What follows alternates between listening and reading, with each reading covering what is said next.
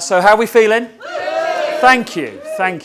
So it's my job after the break to lift you up, right? And this whole concept that I'm going to talk to you about is human energy.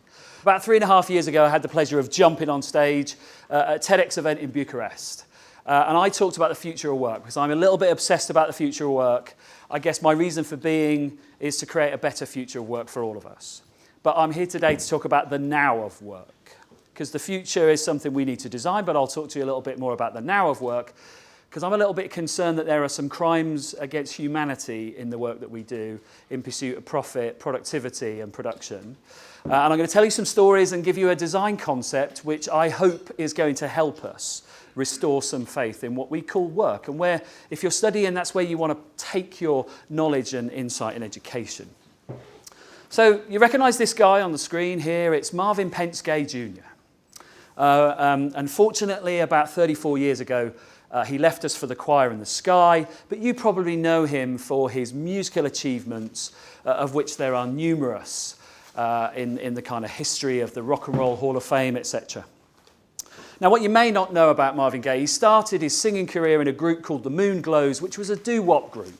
If you don't know what doo-wop is, if you're too young to even know that word, just have a look on YouTube and see what goes on. It's normally sort of 4 or 5 people stood around some flaming embers just singing a cappella style. That's what Gaye used to do.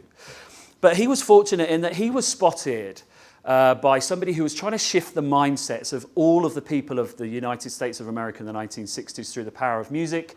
And that guy's Berry Gordy Jr., who set up the Motown empire. So what Berry Gordy Jr. did was he saw Gaye's potential as an artist and as a performer, and he brought him into the Motown stable, and the first things he got him to do was he got him to write songs, he played the drums, and he was a backing vocalist before he started to let Marvin Gaye loose on the world of musical appreciation.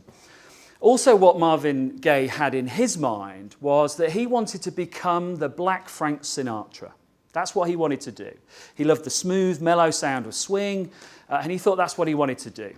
But Berry Gordy had a different plan in mind for Marvin Gaye, so he thought, I need to shift Marvin's mindset.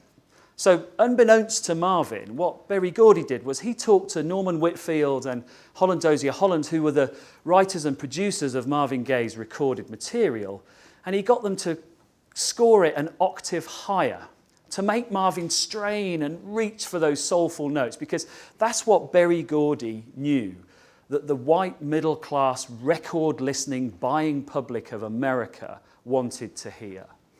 So Gaye started to sing in that tone, and what we got from that was, Can I Get a Witness? You're all I need to get by. I heard it through the grapevine. Classics we now take for granted, all written 1 octave higher than Gaye wanted to sing in. But Marvin Gaye had a special quality of being able to sing in 4 octave ranges anyway. So to Marvin it was something he could do, and he grew to love it.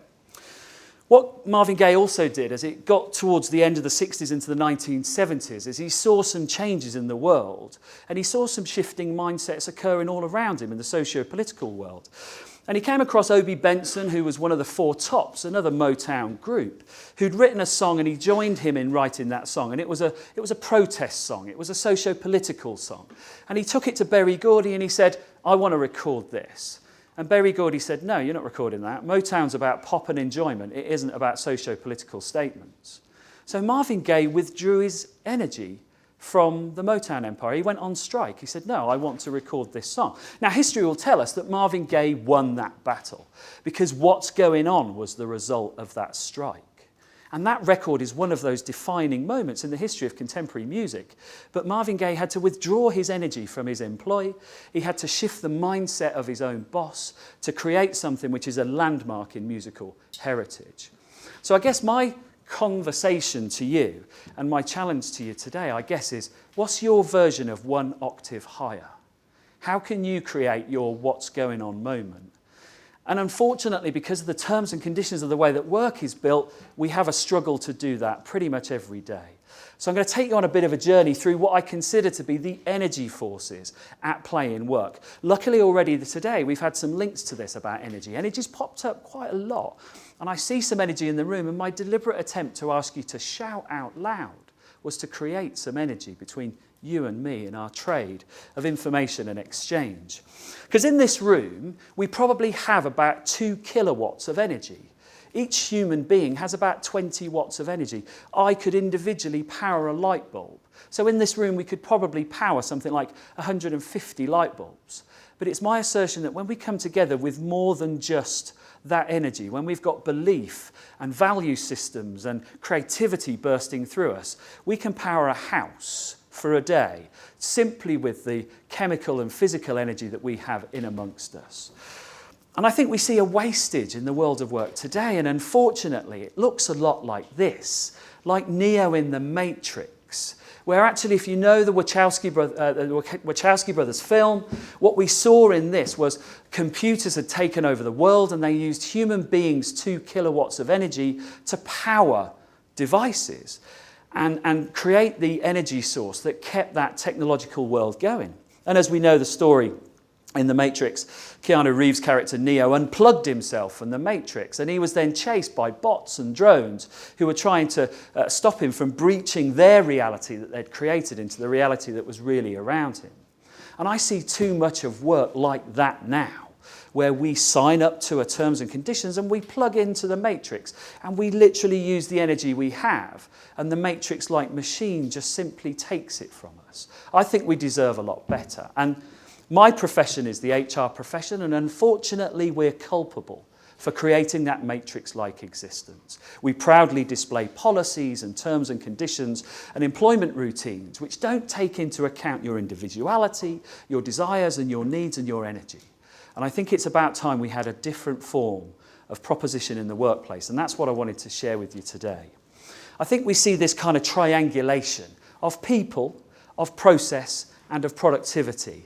And if you looked at the world since the 2008 financial crash, which clearly impacted around all the premises that we see around us here today, we're still not recovering on the productivity side. It's a flatlining, stubborn thing that isn't ticking up how it should be, with economics in a better place than they were about 10 years ago. And if we look at people, the salvation for us in the workplace, if you go back to John Maynard Keynes, who has already been mentioned today, in the 1930s he predicted a life of leisure, where we might work 15 hours a week, perhaps the rest of the time, happy days. We seem to be working more than ever. So what's going wrong in that particular equation? We are literally living a smartphone-like existence, where by the end of the day, we're just depleted of energy. And we all know the anxiety you get when your smartphone's running low on power, right?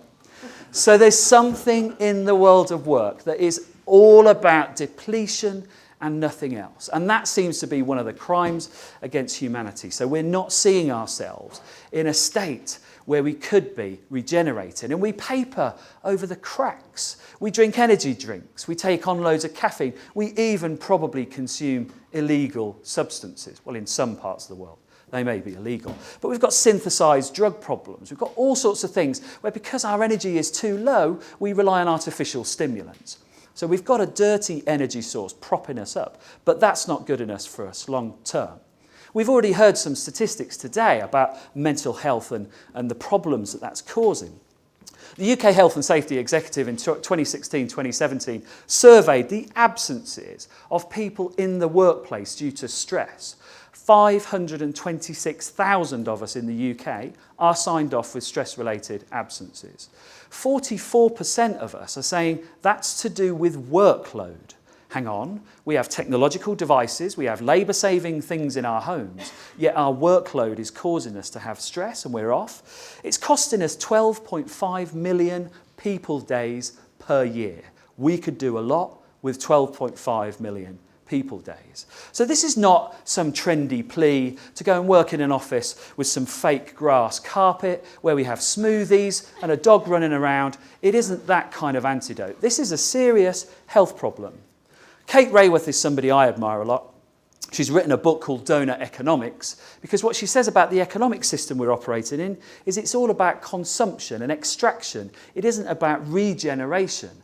And I'm seeing that happen to human beings in the workplace, and that makes me really sad. I've been really fortunate that my work, for 30 years that I've been in the workplace, an endless journey of discovery and learning and great people and opportunities, has regenerated me. Sometimes people say, do you sleep?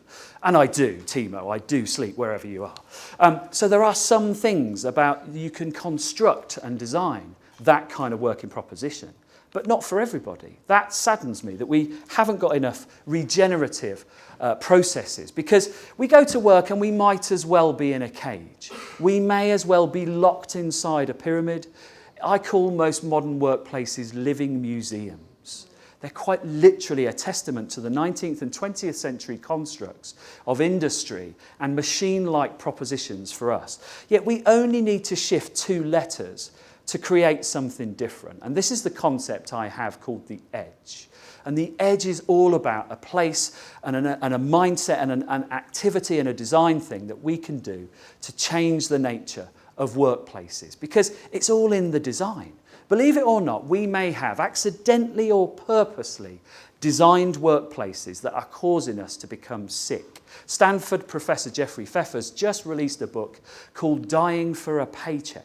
It's gotten that bad. And in Japan, there's a term called karoshi, which means you work yourself to death. We've designed this, people. We can therefore redesign it. And so that rests in people like me in HR, but it also rests in people like you who want to make the workplace a place where human beings can flourish. The reason I call this concept the edge is because what I've found, when people are breaking away from being buried inside an organisation and away from the cage, they have to go to the edge of the organisation where experiments can be tried, where new colleagues can be found, new clients, new business opportunities, new learning, new insight, new something, new shoes even, help us with a little bit of a lift in energy. So it's my assertion that we create too much routine and not enough newness. You may work in a call centre dealing with the same insurance query hour on hour on hour, but that insurance query for that customer is their first problem they have to solve with you. So treat it like a new thing. Don't use a script. Treat them like a human being. Talk to them and understand them and solve their problem like it's the new thing you want to create. That's how we can bring some energy in. Because I think we've got a nice obsession dawning upon us with things like emotional intelligence. So EQ is now balanced IQ. We have intellectual quotient now connected to emotional quotient. People are saying that now actually we need to be self-aware. We need to understand social intelligence and connections with others as well as knowledge and facts. But I think we've got a third dimension to bring in, and that's NQ, which is energy quotient. We need to think about, when do I get fully charged? How can I regenerate my energy and that of others? We've all heard the term mood hoovers, haven't we? And radiators. These are people who sometimes lift others or drain the living daylights from other people. We need to understand our impact on others and energy that we have. And I think it starts in 3 ways. And so I'm going to take a look at a few people I know who are both in the regenerative space, but are looking after themselves in a way that I think you could do best to do. The first one is Siobhan Sheridan. She's the HR director at the Ministry of Defence on the civil side.